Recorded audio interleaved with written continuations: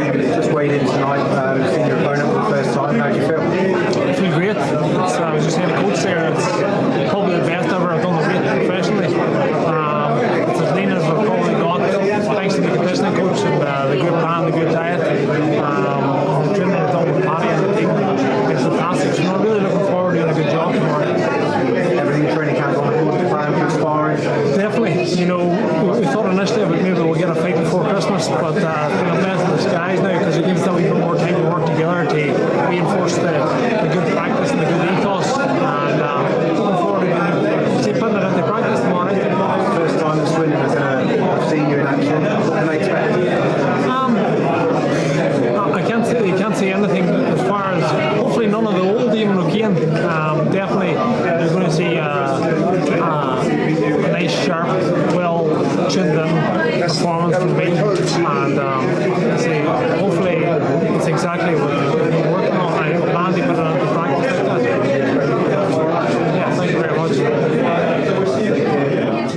You just weighed in tonight, seeing your opponent for the first time. How was that? How did it feel? I always feel how it should feel. I feel alive and I feel ready to fight. Not had a problem with the weight at all? No, not at all.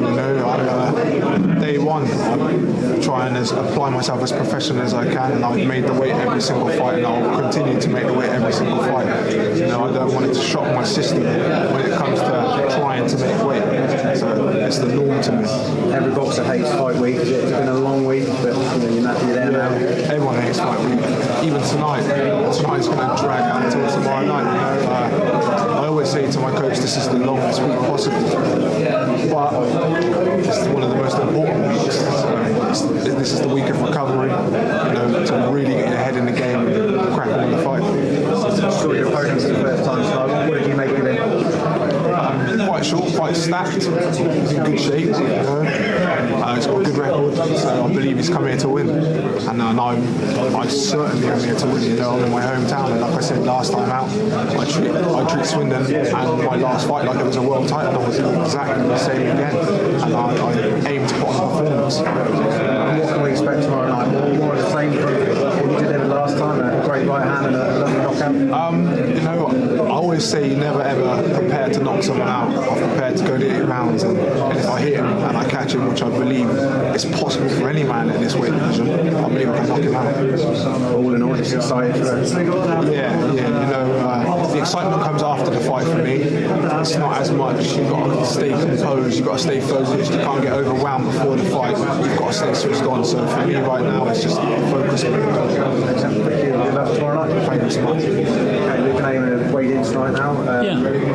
You've seen their opponents as well now, and they've gone eye to eye with them. What do you make of the weights and everything? They're all in good shape, isn't they? All 4 men, all in good shape. So they've all come to fight, all ready to roll. So nothing else you can make about them, is it? Not by what they look. There's quite a difference in the weight between Luke and his opponent. Is that what you expected? No, I knew he was a smaller cruiserweight, but he's 7 kilos lighter. It's quite a bit. But they're big men. It's like a guy who's a small heavyweight against Tyson Fury type heavyweights. When you're dealing with those big men, there can be big discrepancies sometimes. But he's in great shape, isn't he? Duke's opponent, he's in great shape. So you're expecting 2 tough fights? I'm expecting exactly what I told you in the very beginning. I did not want to get them fights where people looked at the records and knew the winner already. This is Duke's 4th fight. He's had 3 and he's fighting a dude with 8 wins, 5 losses. I think that's very respectable in his 4th fight.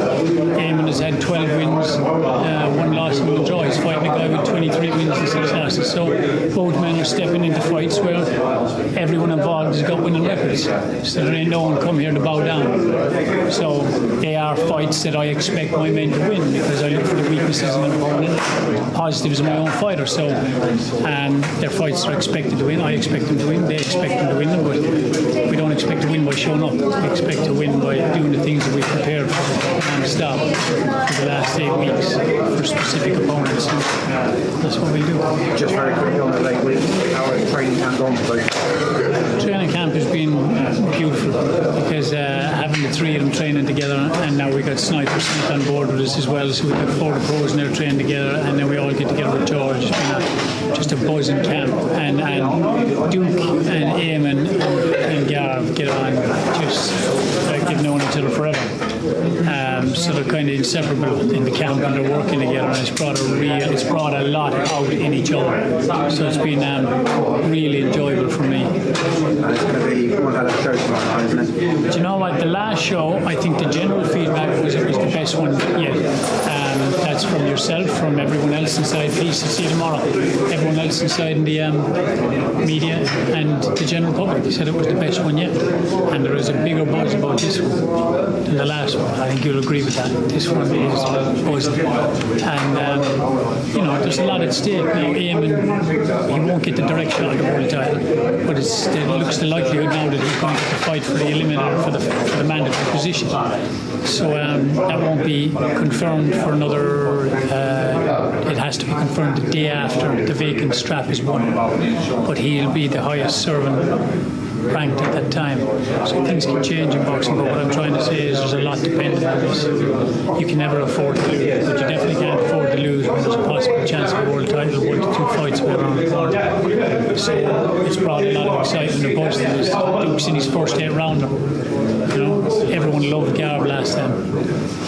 We have extra ring walks on tomorrow night. We got the extra little bits all the way around to try and make it into a night of entertainment as opposed to a couple of fights. And that's what we're aiming to do, and I think everyone's going to have another bumper night. And it's great that every single boxer that's fighting has a connection to Swindon. Every one of them is fantastic and all talented men, and that's what's nice about it. We're no longer a town that produces a good fighter every now and again. We're a fight town, and that is getting stronger and stronger and more prevalent, and that's what's really exciting. That's what's really exciting. What I know is in store for the next 12 months.